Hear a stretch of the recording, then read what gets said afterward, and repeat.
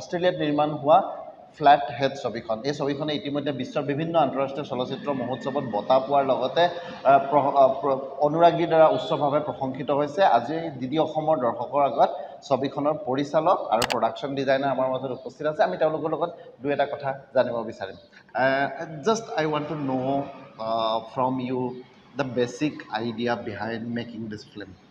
Yeah, I wanted to capture a working class community in Australia specifically. It's a kind of Australia that you don't really see that much internationally. And I wanted to make a film that explored like masculine grief and what that meant to like men going through kind of trauma and kind of grief of a loved one passing. Okay, great. So from you as a production designer, I want to know your whole entire 90% of your film is in black and white. So can you tell me something about what are the challenges that you faced while doing this film? For the setup, it was mainly like the caravan scenes, and we didn't really think about like how it would look in black and white, because that was like sort of like an after sort of decision.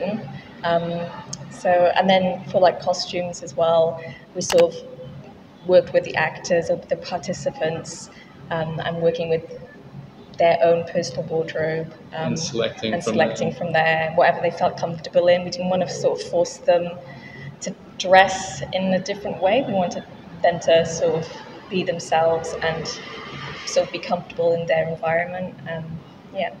So it was. Okay, glad to know that. Just last thing, how these film festivals help filmmakers?